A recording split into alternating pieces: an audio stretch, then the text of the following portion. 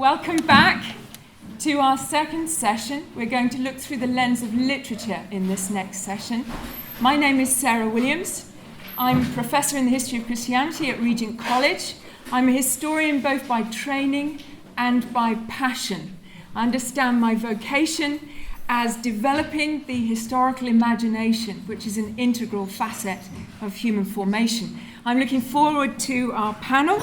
I have two responsibilities as chair. The first is a delight to welcome and introduce our speakers. The second is potentially more difficult. It requires the active practice of virtue, namely honouring time and honouring one another in time.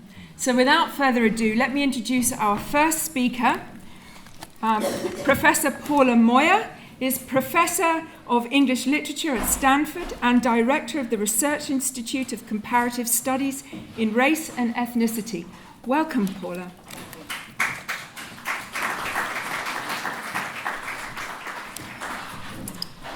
So it gives me great pleasure to be here with all of you today, and I want to thank in particular Michael Lamb and Claire Shuttleworth for her help in making my visit to Oxford here possible. I appreciate it.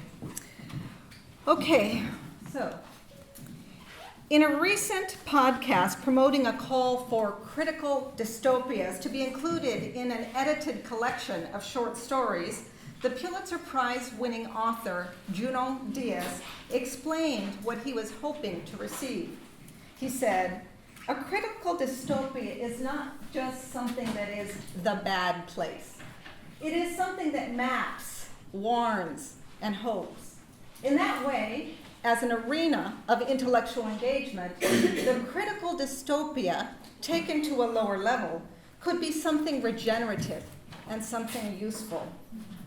Now, the critical dystopia, as something regenerative and useful, elegantly describes the rationale behind a class I am currently teaching at Stanford University. Some years ago, I realized that my relatively uncritical pastime of viewing and reading dystopic speculative fiction, so everything from Battlestar Galactica to The Walking Dead, everything from China Melville's Perdido Street Station to Margaret Atwood's The Mad Adam trilogy, had become more than a pastime and was not so uncritical. Moreover, as someone who did not grow up reading fantasy and science fiction, okay, except for Madeleine Ingle's A Wrinkle in Time, I was surprised to find my imagination dwelling more often than not in worlds other than the social world that we walk around in every day. Certainly, as an inveterate reader, visiting other worlds of sense and living with implied people I'll never meet in our shared social world is something to which I am accustomed. But still, I wondered at how deep and abiding my interest in the worlds, strange, fantastic, and dark, of dystopic speculative fiction had become. In 2015, I organized a Modern Languages Association panel entitled Post-American Post-Apocalypse that generated an interesting set of proposals by scholars interested in linking recent speculative literary fiction to America's rapidly changing demographics and declining international influence. And that led to a year-long faculty-student working group on the speculative conducted over the course of this past year. And these are just posters that we used for that working group. And lastly, I conceived and began teaching the course After the Apocalypse, Speculative Fictional Narratives at the End of the 21st Century, which I am pleased to say that my student Joe Bordage, who's here, helped me organize and put together, and that was great fun.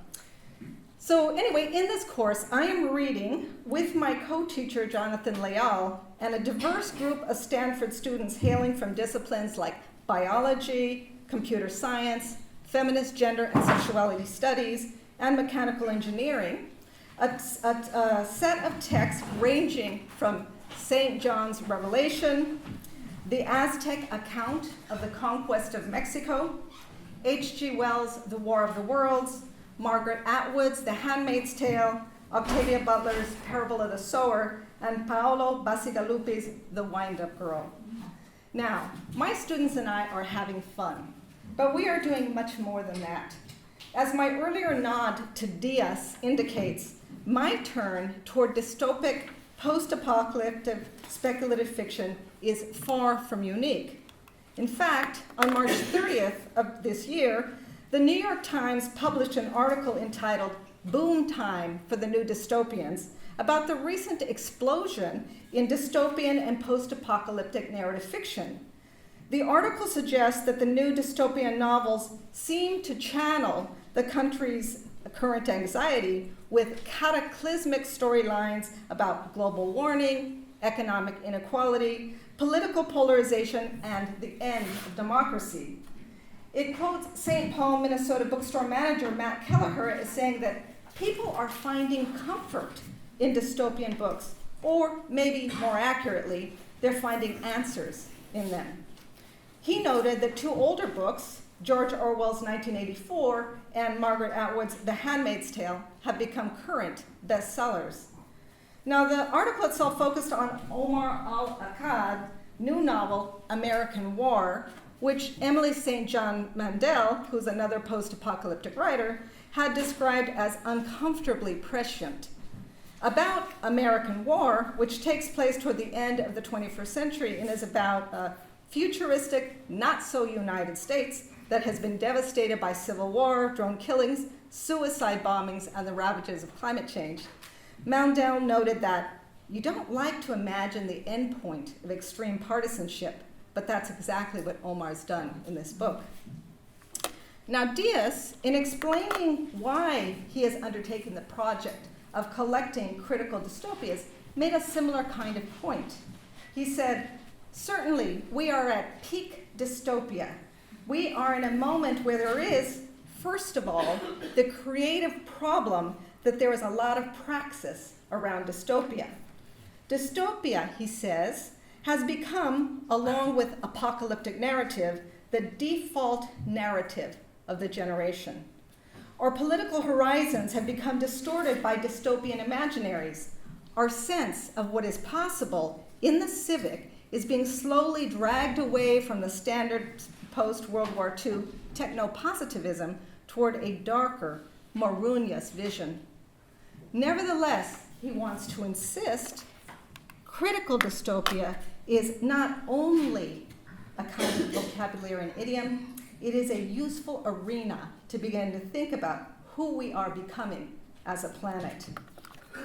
Now, in my recent book, The Social Imperative, I pursued a critical project resonant to this effort to see literature, narratives, as a useful arena in which to begin to think about who we are and we are becoming as humans living on our planet. Now, specifically, I explored literature as a system of social communication through which information, ideas, and norms are transmitted from author to reader and among different communities of readers. Now, I asked and sought to answer a number of questions, including, what is the power of a work of literature to affect a reader's perception of his or her world? How do the schemas a reader brings to the scene of reading shape her perception of a given text value? How do the schemas embedded into the text by an author shape the way different readers perceive and interact with it? And how might a nuanced and insightful interpretation of that work affect her perception of that text, and by extension, of the worlds it represents? It had become clear to me that literature is brilliantly suited to the exploration of what it means to be an ethical human being in a particular time and place. Now, consider Toni Morrison's novel, Sula. One of the reasons that I am drawn to Morrison's work is that she writes as a way of delving into a question or situation that she finds intriguing or troubling. In a 1985 interview with Bessie Jones, Morrison formulated the question that motivated her novel, Sula. She said, if you say you are somebody's friend, as in Sula, now what does that mean?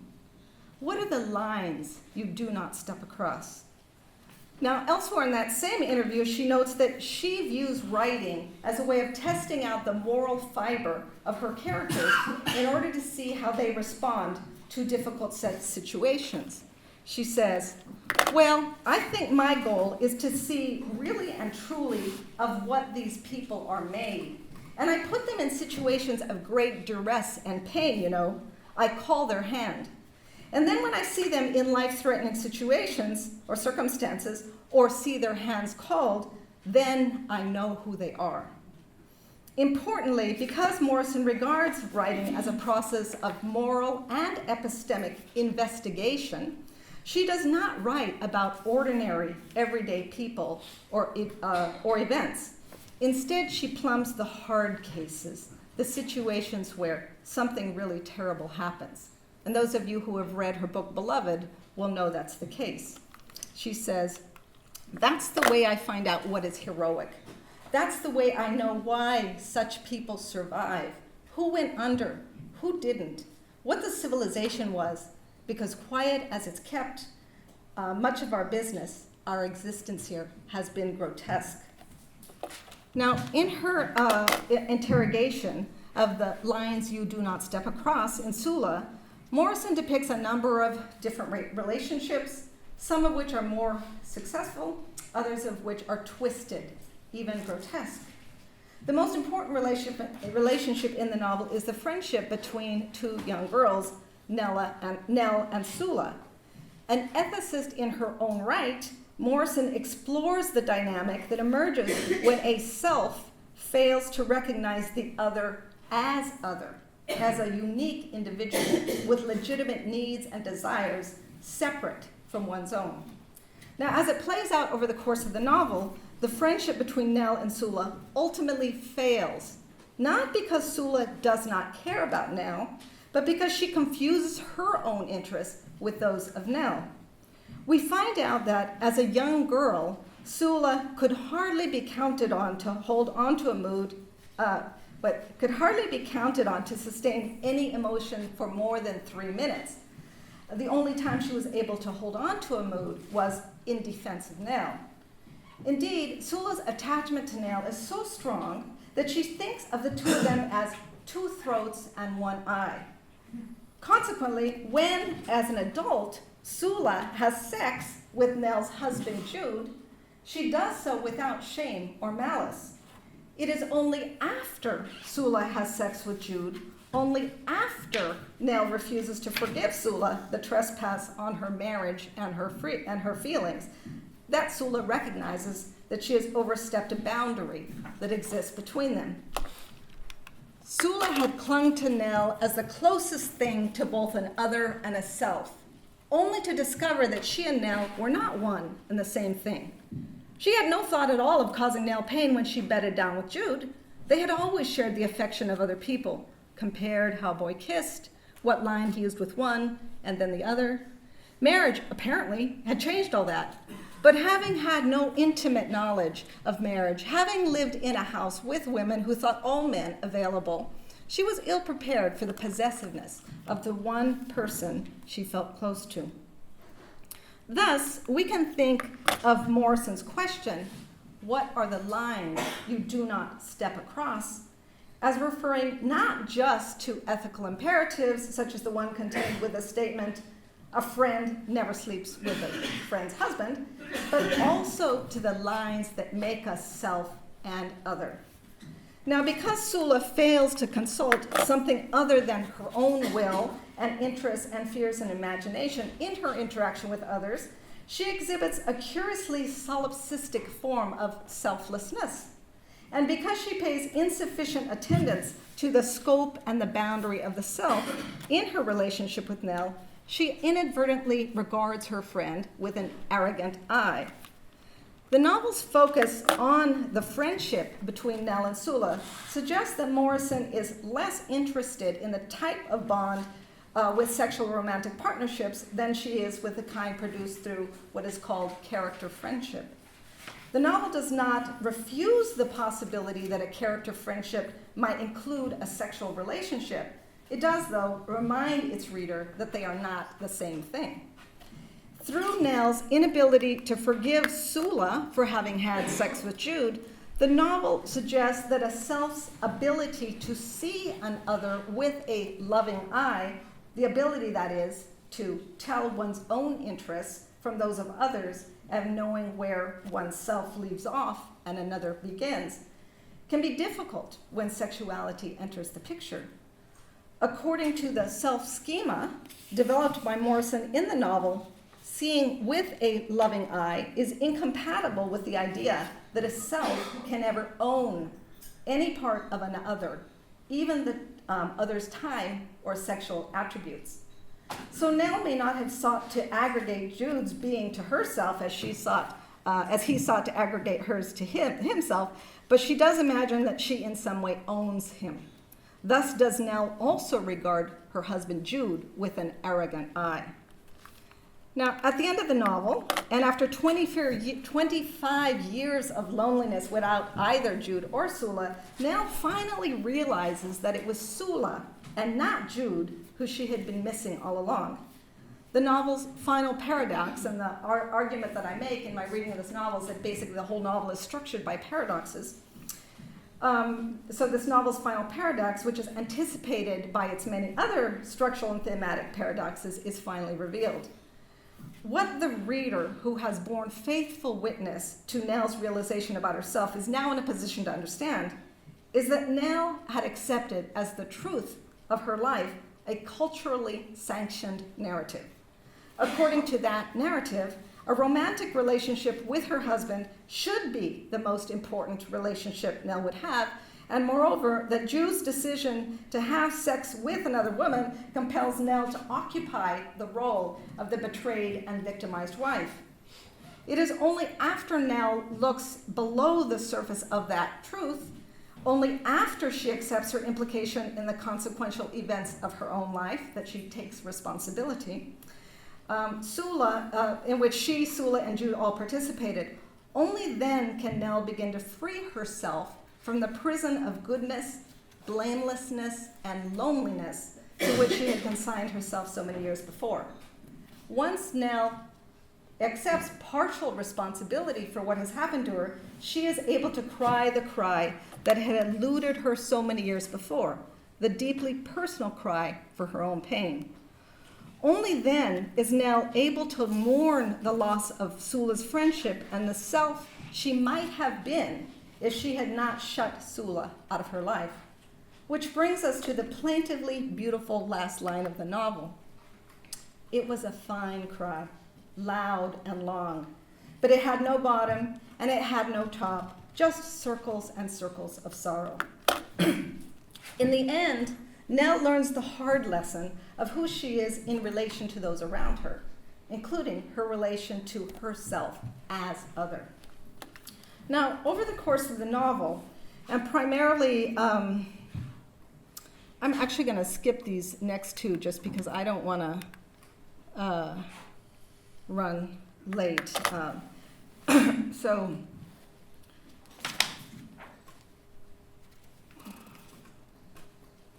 actually, I don't know if I can skip them and make any sense. Over the course of the novel, and primarily through her depiction of her development and the failure of Nell's and Sula's relationship, Morrison builds an argument through literature about the role of character friendship in the full development of the human self. The character friendship shared by Nell and Sula opens the possibility that their lives might have turned out differently. By being for each other companions, interlocutors, and true allies, Sula and Nell create for each other the possibility of being a fully realized, individual yet relational self. Like enough to share the kinds of experiences and attitudes common to young black girls living in Medallion, Ohio during the interwar years, they are other enough to provide an escape from the loneliness and disempowerment of their solitary childhoods. Because having discovered that they were neither white nor male, and that all freedom and triumph was forbidden to them, they had set about creating something else to be. So the unrealized alternative implied by the novel is that Sula and Nell might have remained friends to the benefit of both.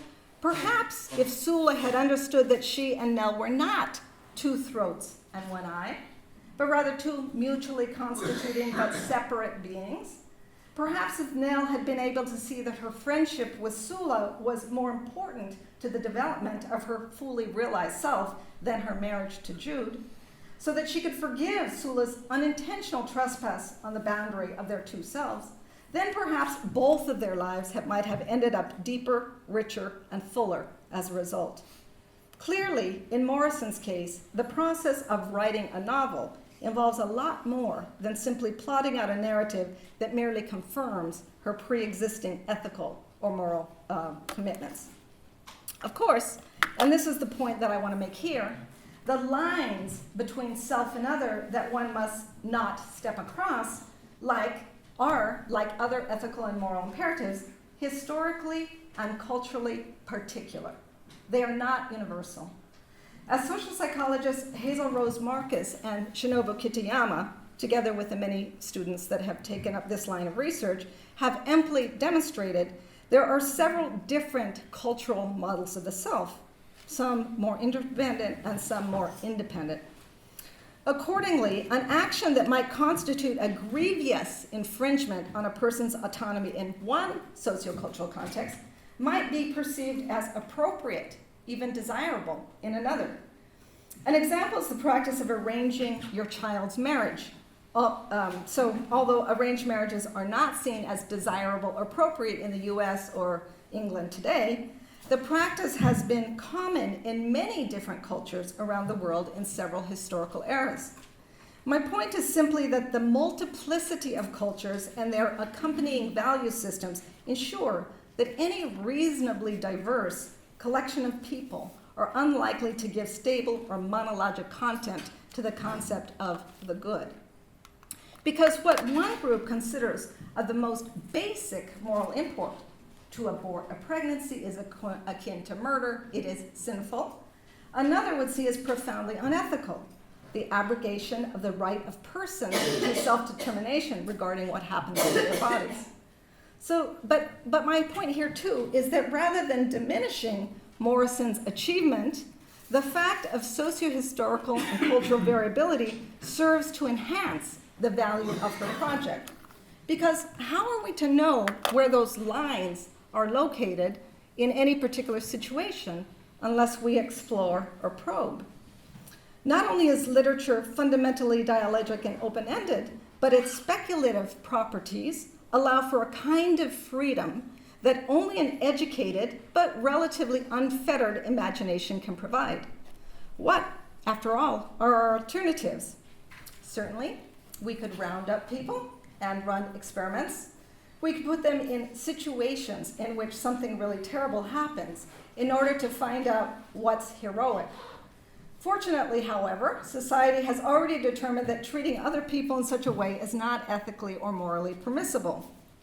For now, literature is the most significant venue through which authors and readers alike can examine the myriad and complicated reasons that people, as inescapably situated human beings, think and behave the way they do. As a social institution built around a dialogic art form, works of literature invite their readers to engage with difficult issues on a deep emotional level in a profoundly self-relevant way. By contributing to a repository of the wide range of practices and behavior that constitute what is considered virtuous or good, literature as a whole profoundly shapes what humans consider to be moral in the first place. Which brings me back to my current preoccupation with post-apocalyptic or dystopic speculative fiction, and to what I see as one of its most significant features. There is no account of a coming or a post-apocalypse that is not also an argument, albeit a negative one, for how the world should ideally be organized. However futuristic or fantastic a work may be, it always reflects back onto the social world from which it emerged. And the beauty of speculative fiction is that it allows for a certain kind of distancing, what the science fiction literary critic Darko Subin has called cognitive estrangement, that pushes a reader to imagine a way of conceiving a world that is different from the one in which he, she, or they might live. People need often to move outside their own environments to perceive dynamics and processes that constrain and enable their own lives. When they stay too close to home, they experience the constituent features of their worlds much in the way they experience the air that they breathe. After all, unless the air is sufficiently polluted, disturbed, or in short supply, or unless we are an alien who needs to breathe carbon dioxide rather than oxygen, we generally cannot perceive and do not even think about the air. So post-apocalyptic and dystopic narratives invariably present a diffracted mediation on the broad spectrum of human experience, frequently taking into account how the large-scale movements of people and capital, as well as race, gender, sexuality, inequality, and climate change, shape the lives of individuals. And when such works are properly critical, they also plumb in intelligent and perceptive ways how these social and natural forces have organized and continue to organize societies in ways that are palpable, lasting, and troubling. Now, together with my students, I am unearthing and interrogating a wide range of ethical issues raised by literary texts that represent how humans treat other humans, non-humans, and the natural world, all while implicitly asking and answering the question of why. So, for example, in discussing St. John's Revelation, we considered whether there are situations in which someone or some community might legitimately seek vengeance in the form of death and destruction on the communities by whom they have been persecuted. How might they justify their desire for the enactment of vengeance?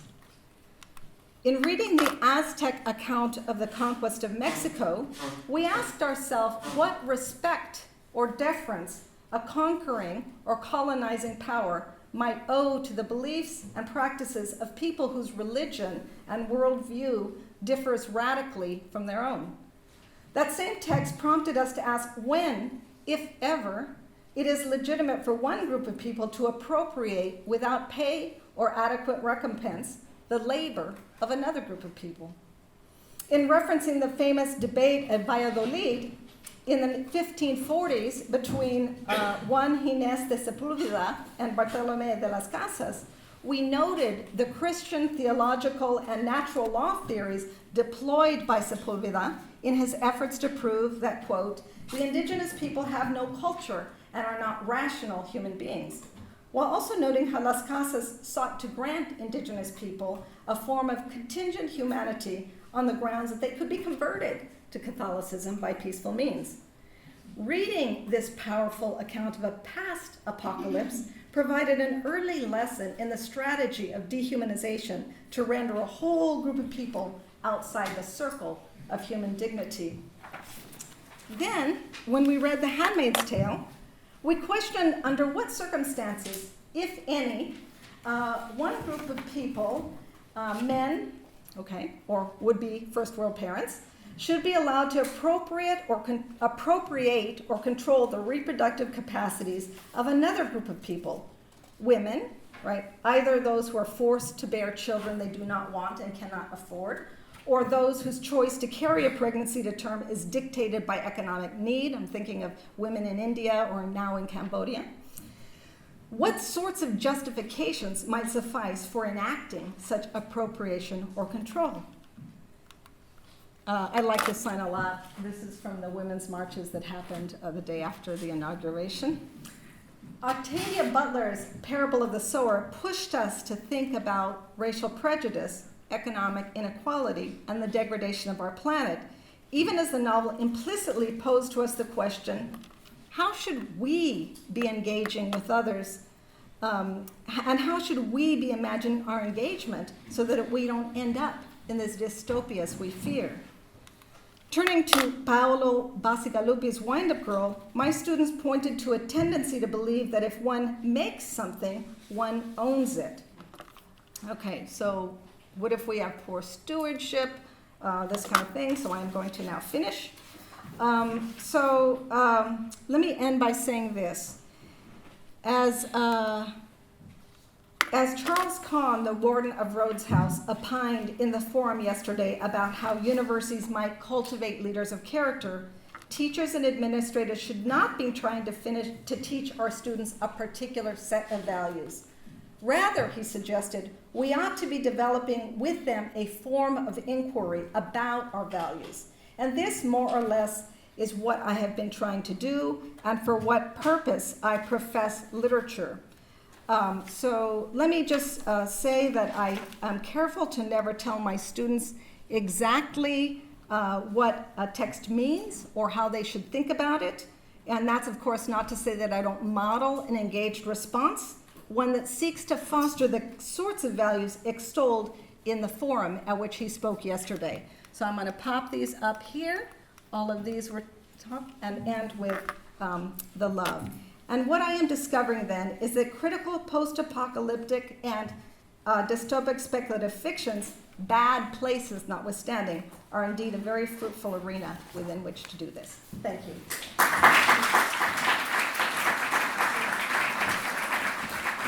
Thank you so much, Paula. These are wonderful words for us to be considering and reflecting on with the air that she described of the imagination. Now I have the privilege of welcoming our next speaker. Jessica Richards is chair of the English department at Wake Forest University. Jessica, look forward to hearing what you have to say. So we'll move from dystopias to what some people might think of as a certain kind of utopia, although I won't argue that. And that is, I'm going to talk to you about how I teach Jane Austen in the university as a way of thinking about cultivating virtue. It's hardly surprising to propose Jane Austen as an author whose works offer an occasion for examining the cultivation of virtue in the university. From Archbishop Richard Whately, who praised the subtlety of her work's moral lessons in 1821, to R.W. Chapman, whose Oxford edition of her works was a significant factor in the introduction of novels to the university curriculum here and at Cambridge in the 1920s, to the commentary of critics such as F.R. Leavis and Lionel Trilling, Austen has been seen as a moral writer. And this view persists, as we can see in a recent short assessment called Reading Jane Austen as a Moral Philosopher, published by a philosophy postgraduate student in a magazine called Philosophy Now. And this person writes, Austen is primarily concerned with setting up particular scenes, moral trials, in which we can see how virtuous characters behave in testing circumstances.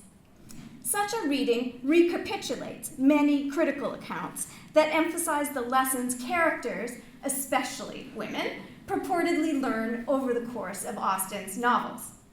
The scholar Eve Sedgwick once lambasted Austen criticism for its unresting exaction of the spectacle of a girl being taught a lesson. Critics of a certain era seemed to be obsessed with performing disciplinary didactic readings of Austen's works. Sedgwick pulls lines from the scholar and critic Tony Tanner to illustrate this, though he is hardly the only offender. And this is a melange of Tony Tanner lines quoted by Eve Sedgwick that I will now quote to you. Emma has to be tutored into the correct vision and responsible speech. Anne Elliot has to move painfully from an excessive prudence. Some Jane Austen heroines have to learn their true duties. They all have to find their proper homes. Catherine, quite literally, is in danger of perverting reality, and one of the things she has to learn is, to break out of quotations, she has to be disabused of her naive and foolish Gothic expectations. Elizabeth and Darcy have to learn, etc., etc. This was clearly a kind of tick with Tanner. Have to do things, have to learn things. The moral aims of Austen's works have thus often been discerned in their supposed education and discipline of wayward characters, as much as in their supposed display of the proper behavior of virtuous characters. I feel like I'm in the dark. It's the light. Okay. Just as the sun went behind the cloud. Okay, thank you. Then I can see what I'm reading. Another long-lived strain in criticism of Austen's novels as laboratories, as we say here in England, I guess, or laboratories, as I would say, of virtue, imagines that just as Austen skewers her foolish and or immoral characters, she would look upon her readers with that same regulated hatred, as D.W. Harding memorably put it in 1941. And this is Harding's line, her books are read and enjoyed by precisely the sort of people whom she disliked. And that would be all of us, I suppose. The postgraduate philosophy student I quoted above similarly notes that, quote, the omniscient author of her books sees right through people to their moral character and then exposes and dissects their follies, flaws, and self-deceptions. I cannot read one of her novels without thinking with a shiver about what that penetrating moral gaze would reveal if directed at me. Thus, while Austen examines the moral lapses of her characters, her readers imagine or worry that she would similarly dissect them. We might laugh at Lydia Bennet or Mr. Collins, but what if we are no better than they are, and Austen knows it? Yet another way of reading the supposed virtuous tendencies of Austen's novels is to highlight the subversive direction of their satire. Thus, for many critics, Austen is seen to anticipate liberal feminist virtues by showcasing patriarchal corruption, female resilience, the insufficiencies of heteronormativity, or the moral vacuity inherent in a domestic economic model dependent on the slave economy. And I basically subscribe to all those readings, but that's not what I'm going to talk about here. Here is an Austen whose works highlight the privileges of wealthy, sometimes morally weak men, and the powerlessness of women who sometimes nonetheless find solace in sisterly solidarity. Thus, we might say that virtue in her works resides in their condemnation of systems of oppression that depend on the unvirtuous treatment of the powerless. By this reading, Austen's novels incite our virtue by critiquing the inherent unvirtuousness of systems of power. My teaching of Austen in the university class, and particularly at the introductory level for students who won't go on to major in literature, offers another way of thinking of her as a moral writer, neither as a writer who inculcates traditional values, whether through affirmation or satire, nor as one who subverts them. Instead, I teach Pride and Prejudice as a text that interrogates the very definition of virtue, not in order to offer its own definition or standard of virtue, but to highlight virtue's elusiveness. How can we assess the virtue of others? What are the markers or signs of virtue? How can we know if the people we meet are good people? These are the basic questions that animate the plot of Pride and Prejudice. Pride and Prejudice shows us characters wrestling with this challenge, and through Austen's use of particular techniques of fictional form, gives readers practice in it as well. That is, wrestling with this challenge. Even as it offers this practice in assessing the virtue of others, the novel demonstrates its limits. There are no guaranteed approaches to assessing others' virtues. Ultimately, rather than teach us lessons either of a traditional or a subversive kind, Pride and Prejudice leaves unanswered the questions it raises about how to know others. And it is the particular providence of literature to render this complexity, to leave questions unanswered, to sustain the practice of assessing virtue both for characters and readers, while also demonstrating the limitations of those assessments. Why is assessing the virtue of others important? Shouldn't we focus on developing our own virtue, on behaving according to our own high moral standards? Pride and Prejudice shows that because we live in community, our virtue is inextricable from that of others. When we assess others inaccurately, we cannot be effective agents of virtue ourselves. Thus, when Elizabeth Bennet reads Darcy's explanatory letter in the middle of the novel, learning how she has misjudged Darcy leads not to a reassessment of his character, but to a revelation of her own. She had been blind, partial, prejudiced, and absurd. and till this moment, I never knew myself. And I spend a ton of time on that moment and that particular line with my students, partly because they're conditioned by film versions to see this movie as the revelation of Darcy's essential goodness. And I think it's very, very importantly not that. It really is about her own revelation and discovery of self-knowledge. So it's not Colin Firth's head floating on the screen as Jennifer Ely looks off into the middle distance. And although I really hate the Keira Knightley version, at least they have her looking in the mirror at that moment in the film, which I think is a more accurate visual analogy for what's happening in this scene. Till this moment, I never knew myself. From at least the first ball scene in Pride and Prejudice, when we, along with the village of Meryton, are introduced to Mr. Bingley and Mr. Darcy, Austen's novel explores the relationship between codes of behavior or manners and virtue. And this is the scene I'm going to spend a lot of time on. This scene thus initiates us into the inquiry that animates the entire novel, namely, how much can we depend on manners or behaviors as signifiers of virtue?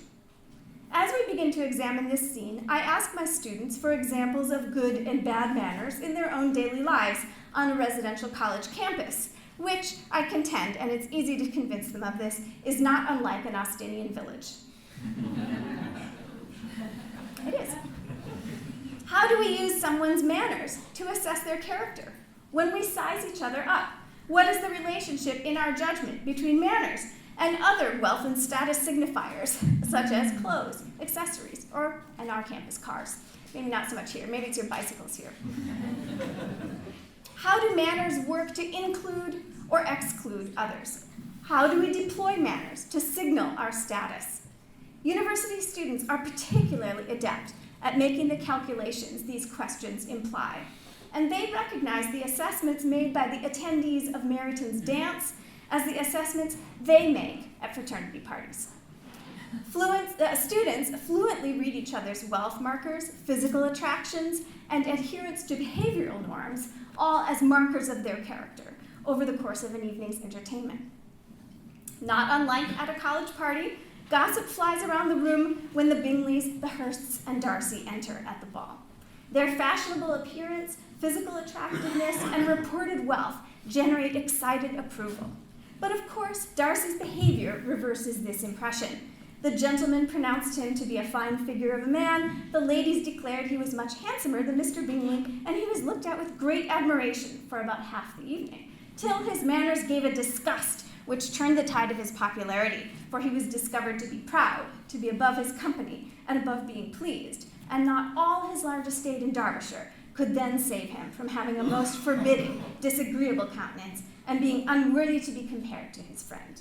So that's the passage we'll look at.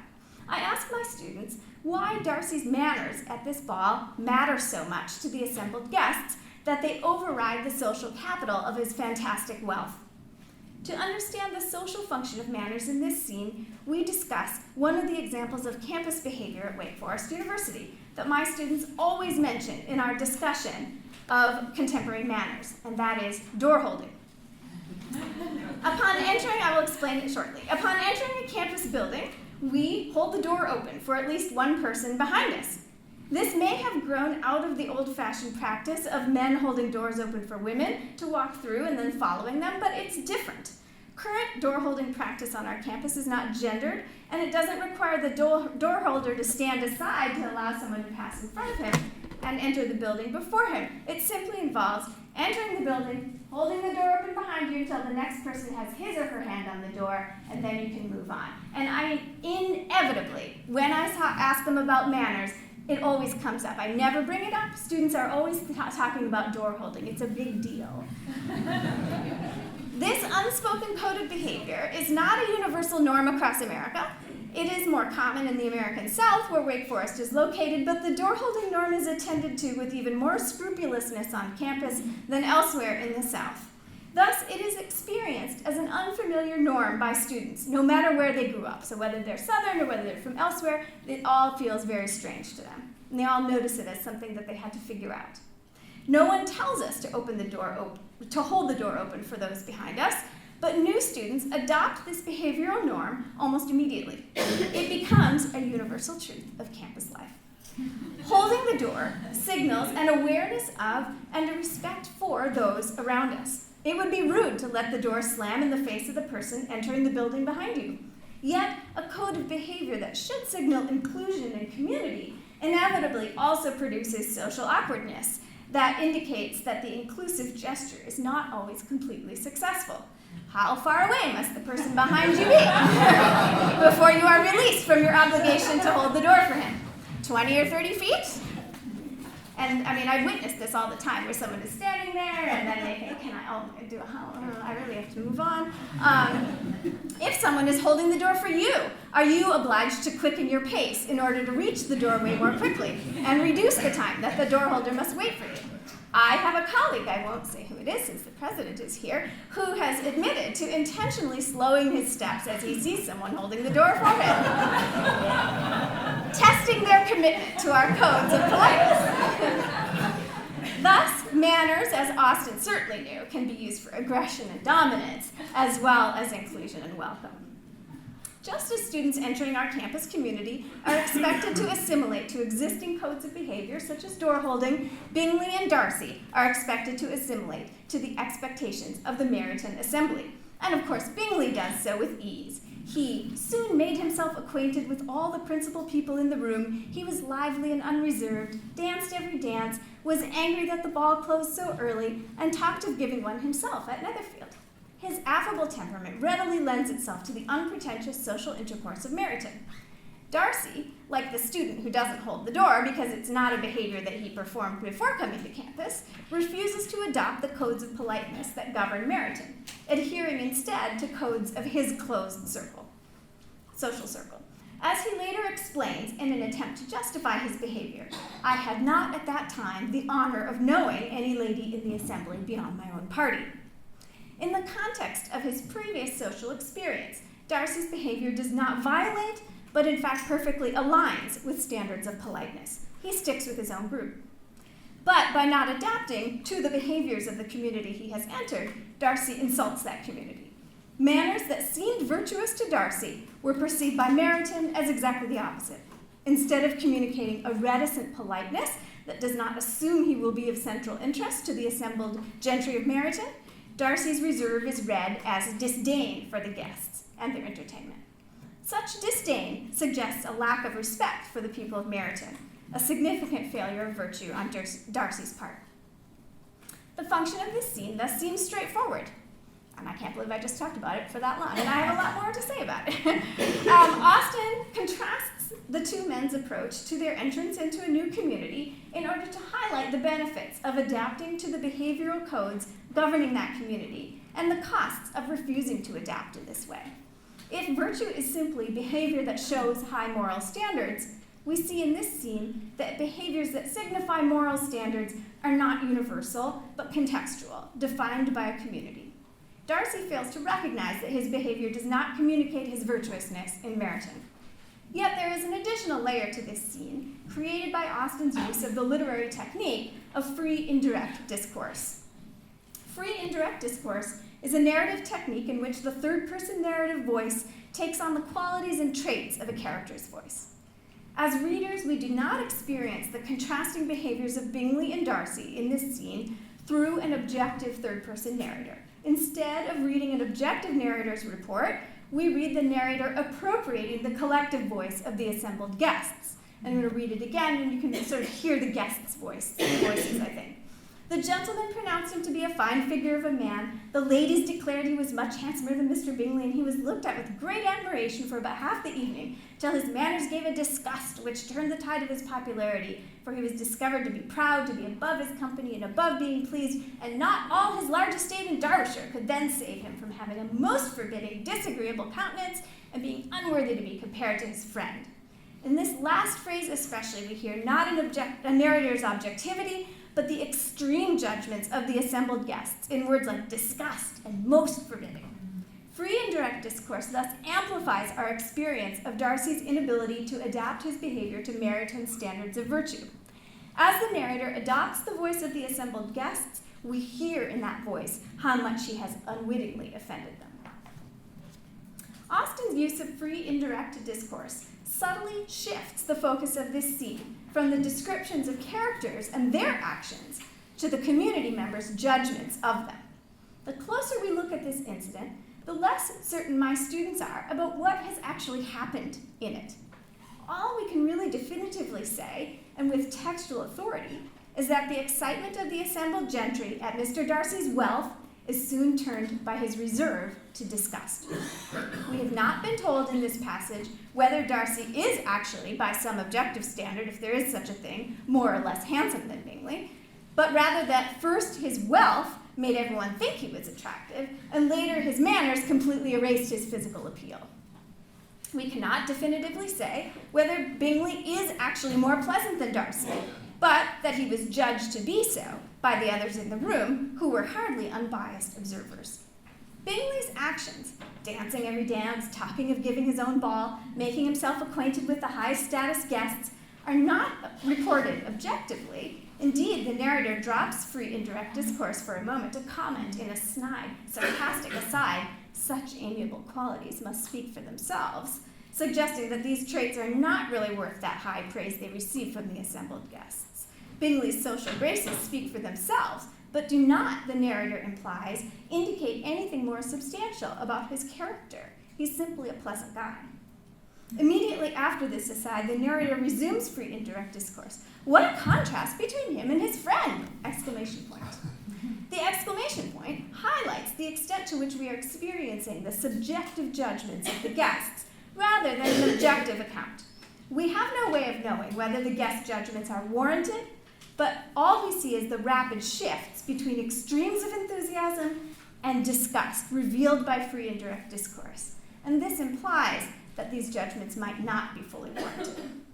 If free indirect discourse thus undermines both the initial enthusiasm and the eventual disgust of the guests toward Darcy, as readers, we must question our faith in the guests' assessments of Darcy's manners as a sign of his virtue.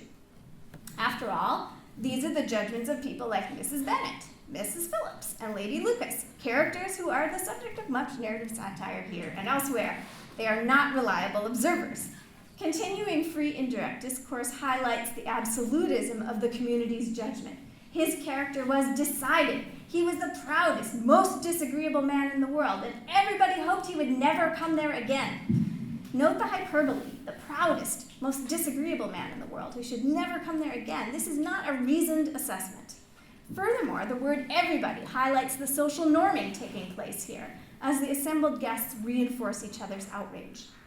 Later, in a passage of straightforward narration not colored by free indirect discourse, the narrator confirms the unreliability of Mrs. Bennet and her friends by telling us that when Mrs. Bennet recounts the evening to her husband, she related with much bitterness of spirit and some exaggeration the shocking rudeness of Mr. Darcy. Mrs. Bennet's authority has been compromised by her satirical depiction from the very opening chapter, and she's hardly a reliable reporter here. We're straight up told she's exaggerating. Her account is inflated by the offense she has taken to Darcy on Elizabeth's behalf. Mrs. Bennet and her friends' judgment of Darcy's virtue indicts their own. They are superficial, hyperbolic, money-obsessed, and biased towards members of their own community. So we should be wary of accepting their assessment of Darcy's virtue, and free indirect discourse deprives us of an objective narrator's account that might resolve the villager's unreliability. Free indirect discourse makes this scene much more indeterminate than it first appears. As readers, we are unable to assess either the virtuousness of Darcy's behavior or the fairness of the assembled guests' judgments. Thus, the plot, what happens in the scene, demonstrates the importance of adapting to local behavioral norms, while the mode of narration, free indirect discourse, highlights the flaws in people's assessments of those behaviors. While she doesn't give us an objective narrator's authoritative account in this scene, however, Austen does give readers a chance to judge for ourselves as we read the directly reported conversation overheard by Elizabeth between Bingley and Darcy, culminating in his famous and infamous description of Elizabeth as tolerable but not handsome enough to tempt me. No free indirect discourse or narrator's sarcasm can mislead us here. Darcy's words speak for themselves. They reveal him to be reserved, proud, and self-absorbed. He doesn't enjoy dancing, and especially with a stranger, and he hasn't noticed that a shortage of men has forced Elizabeth to sit out the current dance. Reading this scene directly as Elizabeth overhears it identifies us with her position and gives us the opportunity to practice virtue ourselves and then compare our judgment with hers. What would a truly virtuous assessment of Darcy in this scene look like? And so we might want to think again about all of the various ways that we can read door holding, as I suggested earlier. We must recognize Darcy's faults here, of course, but the test for us, as for Elizabeth, is whether we can effectively assess the significance of his faults through the noise of the extreme judgments of the community that we've just read. Does Darcy's behavior mean that he is the proudest, most disagreeable man in the world? The error Elizabeth makes in this scene, because his pride has mortified hers, is to get swept up in the community's collective judgment of Darcy. Teaching this novel, I see most student readers swept along the tide of free indirect discourse, making the same error. Thus, I argue that a proper reading of this scene recognizes Darcy's failings of virtue here as signified by his manners, but does not assume that his failings of virtue in this scene indicate a broader failure of character overall. A careful reader does not condemn Darcy completely on the basis of this scene alone, and also recognizes the flaws in the assembled guests and Elizabeth's judgment. Making this careful and limited judgment of Darcy's virtue, however, is nearly impossible due to the multiple narrative layers that I've been teasing out here. It's nearly impossible, at least as a first-time reader, not to be influenced by the biased voices of the community disguised as the narrator. Austen uses free indirect discourse to complicate our experience of this scene and thus to approximate the challenges of assessing others in real life. Without an omniscient narrator in real life telling us what's going on in other people's heads, it's difficult to assess the significance of various markers of virtue, from wealth to status and background to manners and behavior. When we recognize that the first ball scene demonstrates not merely Darcy's bad behavior or the guests and Elizabeth's overemphasis on the significance of his bad behavior, but also the difficulty of assessing virtue in others, we must think differently about the moral direction of Pride and Prejudice. Not only is it very difficult to determine the significance of behavior as a marker of virtue in this scene, at the beginning of the novel, but at the novel's end, Darcy and Elizabeth continue to dispute this question. The plot does not appear to resolve it.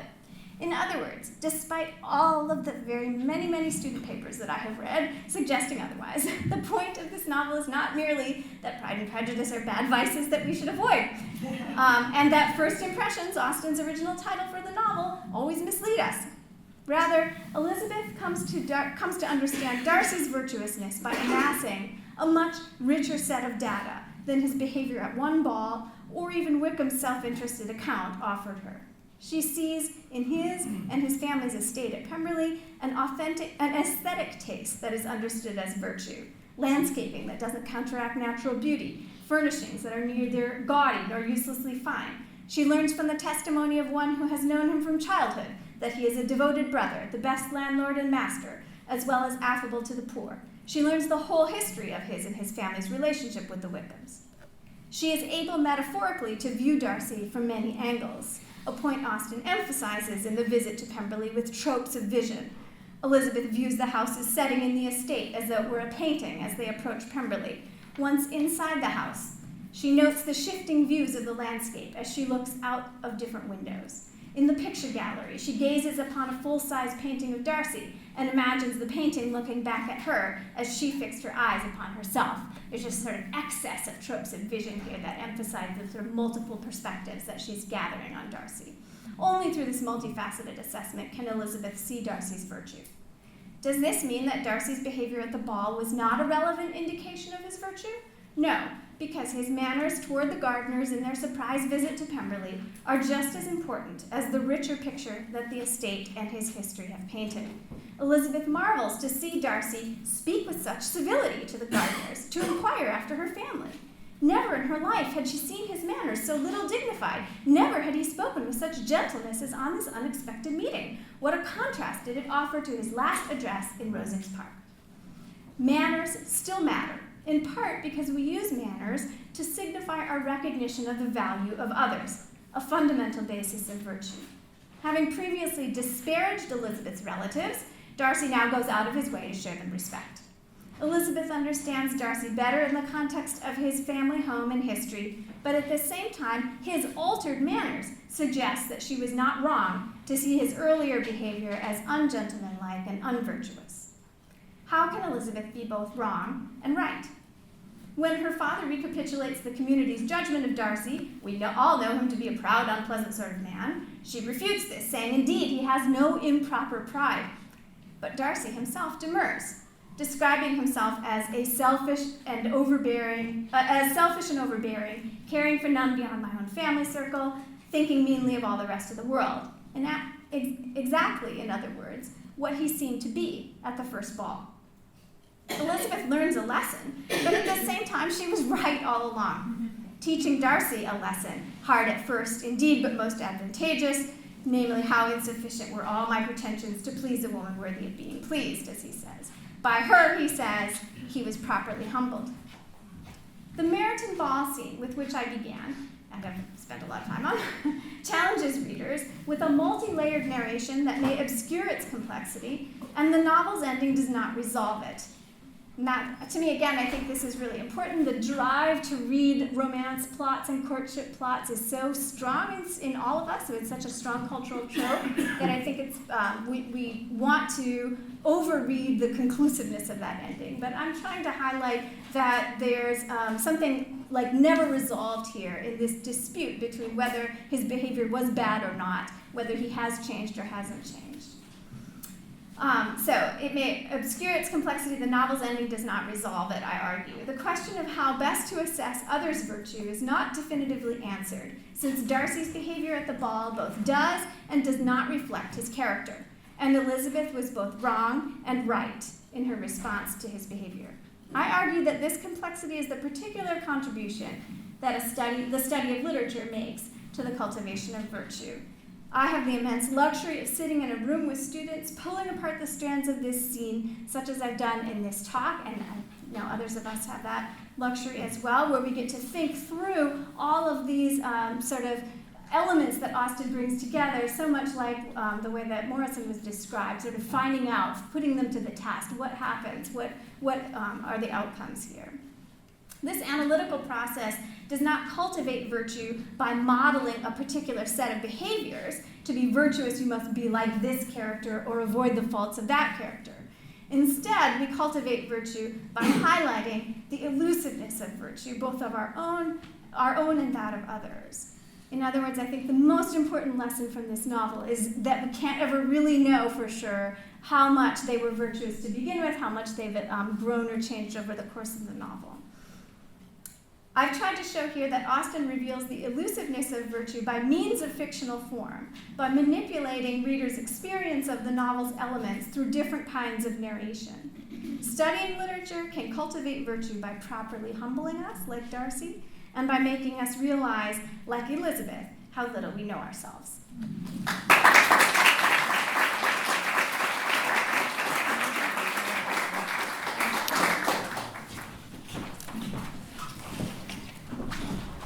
Well, we've had a feast, and we've been given a very powerful reminder of literature itself, and also a window into the classroom practices in teaching literature, which I think is also really helpful for us. So our goal is an expansive as well as an efficient dialogue here. So we've got 2 microphone holders. If we can put one microphone at the back, as it were, and one at the front. I suggest that we take a question ahead so that the microphone can go to the next person, just to save those precious moments. So questions at the front. Yes. And you find someone at the back for the next one. That's great. This is a question directed at Paula, but it also brings up, I think, something that came in the first session and yesterday's roundtable.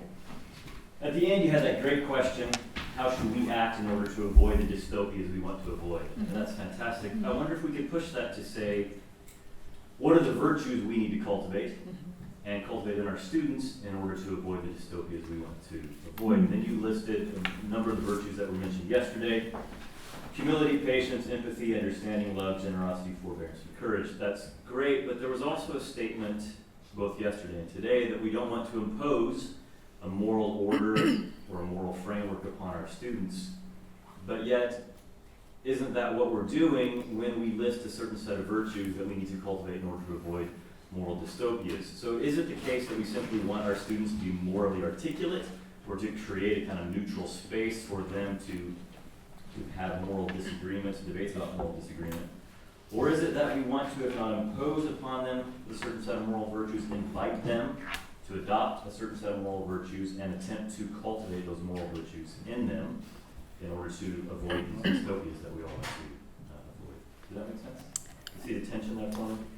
Yes, it does make sense. Actually, do I need this? Well, I guess I'll leave it because it seems like we always need these things. I think that one of the things that I'm aware of is that we're always teaching morals. We're always teaching ethics. And what I often think is that some of the set of moral values and the set of ethics that has come through literature, most of the literature, has left large swaths of the nation, of the world's population outside. And so I think there's a lot more work to be done before we can come to any sort of settling of, what are the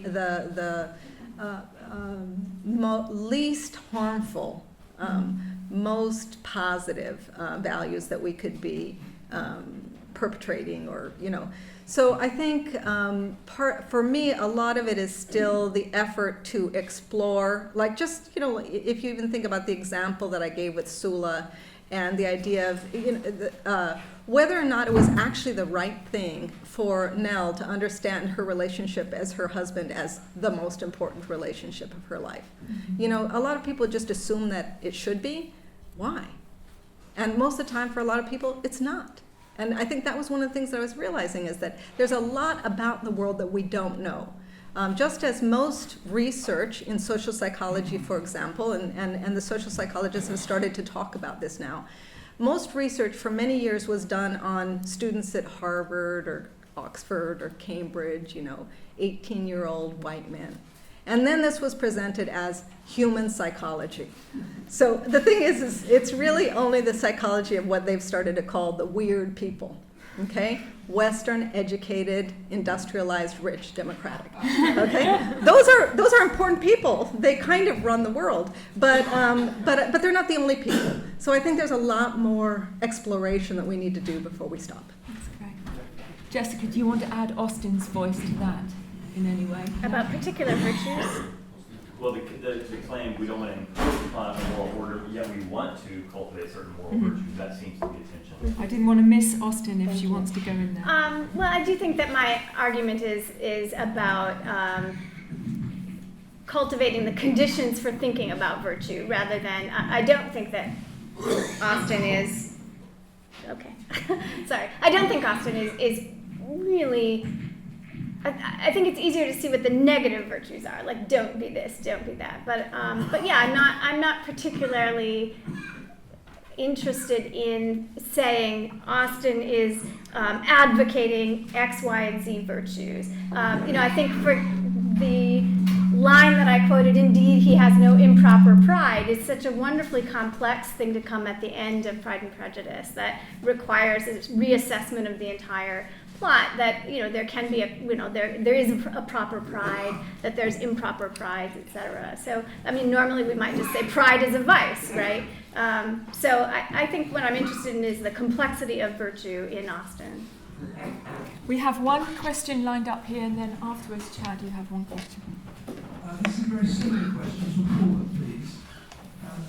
Were you pointing us in the direction, on the one hand, of diffuse and diverse and changing relative values, but at the same time smuggling back in some absolutes, which might turn out to be the current preoccupation of morally earnest secular people, which might not be of any interest to people in 100 years' time, and therefore not absolute?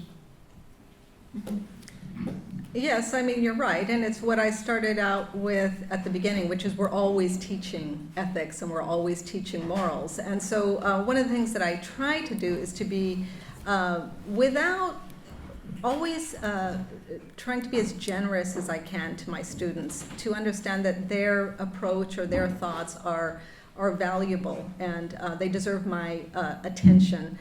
I try to stand up for what I believe. So I do think that some of the values that I hold, and I'm unapologetic about the fact that I hold values, are ones that are least likely to lead to some of the horrible things that we have seen, happen over the last 500 years. I believe that it is wrong for one group of people to enslave another group of people, but I'm gonna stand up for that. I'm gonna explain why. I'm not, those kinds of things, or even some issues, of course, are, I don't ever want to shame my students or make them feel bad, but I want them to understand where I'm coming from and why. So I do believe that I've got to explain that to them. Chad has a question here, and then we'll go to the back then. So Chad. Hi, thanks so much for your talks. I guess this is a question for both of you, but Jessica, I'll address it to you since a few words kind of caught my attention. And the question, I guess, is about the ethics of literary criticism, or the ethics of literature as institutionalized in the university and performed by both of you as literary critics, broadly speaking. And I just wonder, what are the ethics of a practice that, just to use some of your verbs that I use as well when I teach literature, putting to the test, pulling apart, interrogating, the tailors of which is, as you said, the elusiveness of virtue. Mm-hmm. So, if this is how we approach and teach literature as institutionalized in the university, that seems a pretty robust kind of moral framework, even though it might not claim kind of ultimate moral truth. But what are the ethics of literature understood primarily, I guess, in this critical register?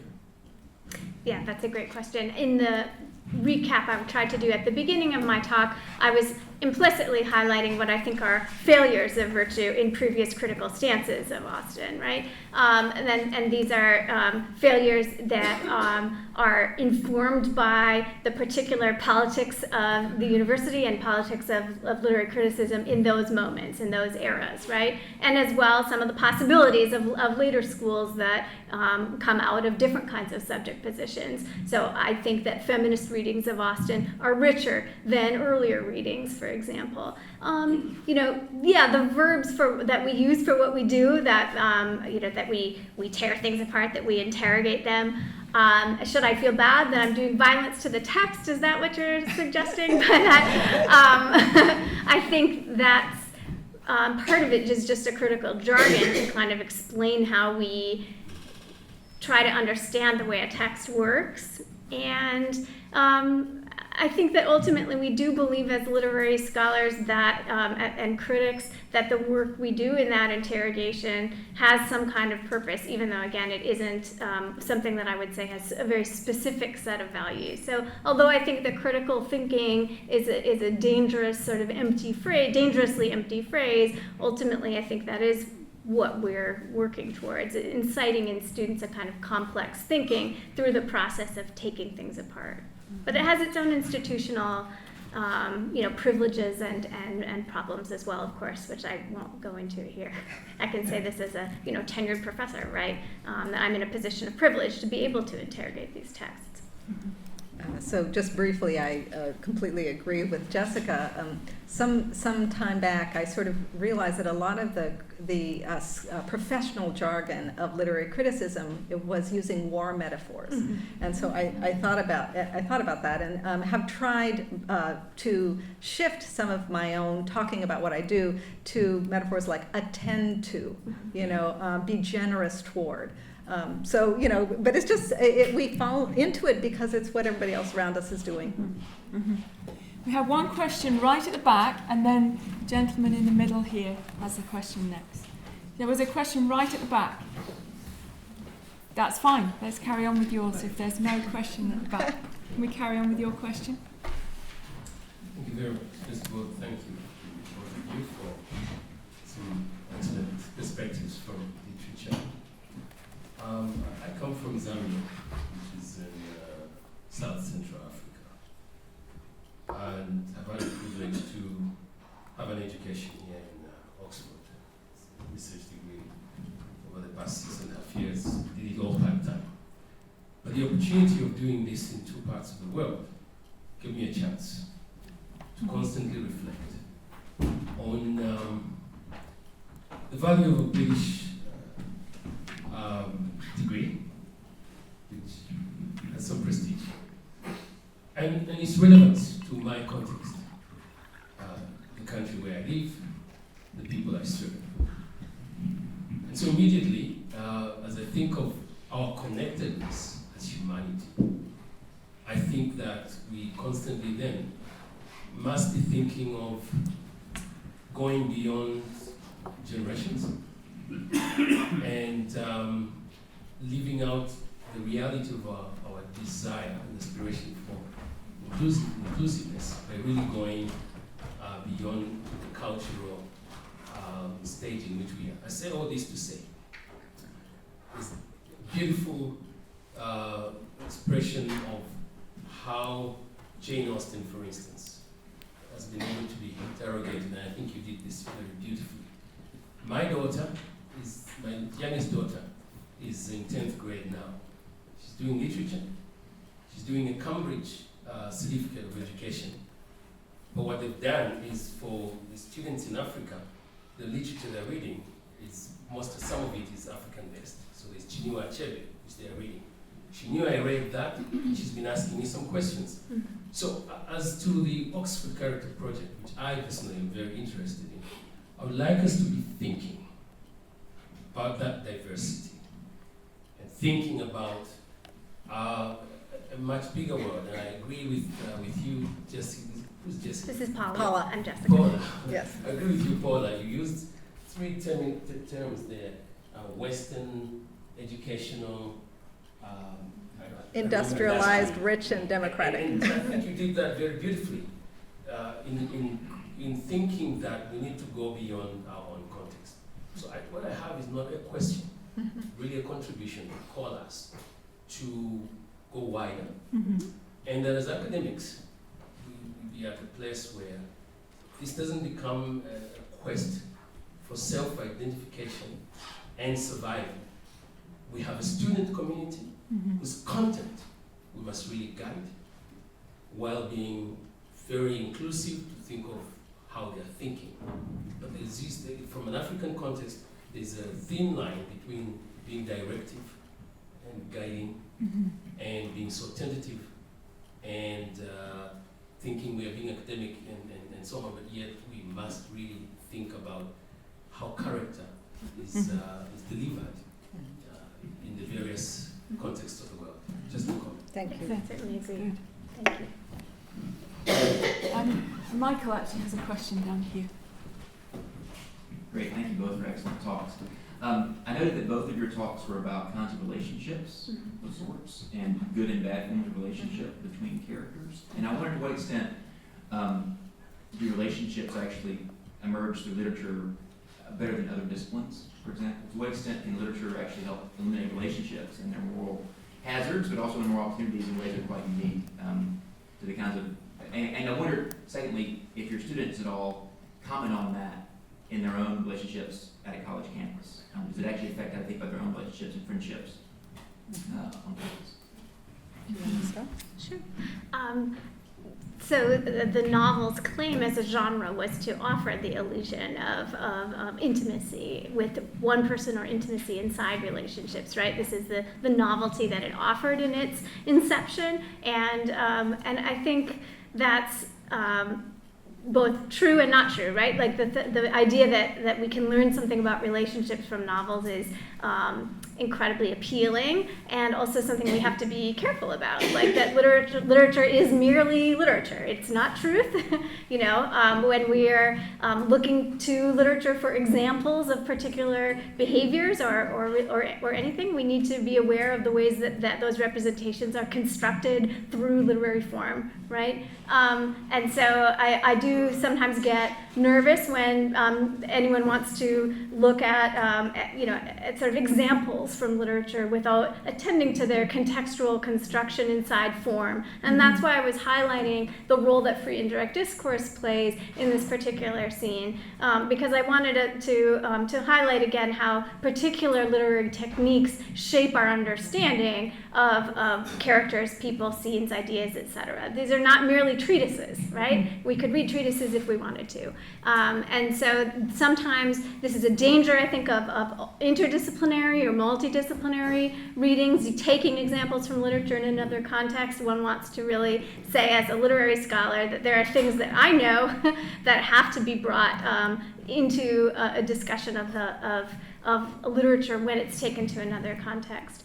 Students, I find, mostly have to, first of all, as I alluded to in the talk, I have to differentiate with Austin what they think they know about her from film versus the actual text itself. And then I do a lot of work in actually trying to make them connect to these similarities. I grew up in northern Minnesota. My students are coming from all kinds of contexts, none of which seem especially relevant to an early 19th century English village. They does not feel like their world, right? And so I try to spend a lot of time connecting them to that so that they can identify, even though I think identification is a problematic, has its own problems as a literary way of entering into a text. I still think for students it can be quite productive as a first step. So I'm going to say, as they say, what she said. I think I absolutely agree. It's I really chafe when people outside the discipline use literature as a form of evidence without attending to its formal features and how it creates meaning. I spend a lot of time in interdisciplinary contexts because I work a lot in the Center for Comparative Studies in Race and Ethnicity, so I'm interacting with political scientists and social psychologists and historians and all kinds of people, sociologists, but that has curiously made me more attentive to what my disciplinary formations allow. So, and I have become more formalist, even as I'm always attending to the social context from which these works emerge, so that I have been thoughtful, and it didn't necessarily come out in this talk today, about developing a technique of reading that I do call socioformal, that really attends to the form of the work and how that affects the reception of its content. We have time for one more brief question. Brief. This is for Paula, and I'm just sitting here reflecting on the irony of your own particular location, which is at the very center of a utopian vision of the world, the application of technology in pursuit of eternal bliss, immortality, and perfection of mankind. And here you have your students engaging with the dystopian view as a total counter-narrative of that. Yes. Do they experience the kind of tension of that, of the world they walk around outside of that, and the world they're engaging back and forth with that? It's even worse than that. What I actually have them doing is, as the assignment structure, they're all creating their own dystopian worlds. That's the assignment. They're supposed to create a world, they're supposed to do a storyboard, create visualization, put a soundtrack to it. But we're having these discussions as they're doing it, because what I want them to do is think about what they're putting into their world, but always encouraging them to think about the fact that what they're really doing is worrying over an issue that in a way has to be prevented. I mean, like some horrible thing prevented. So I had structured this course specifically to attract non-English majors, and that meant I had to do certain things. I had to make it only 3 units because engineers don't have time for 5-unit courses. And I also had to advertise that we were not going to have them write any papers. So it worked, and it's an experiment. We're working on it, but they're all doing that right now. And when I get back, I've started to see what their worlds are coming up with. It's quite interesting, actually. Please join me in thanking our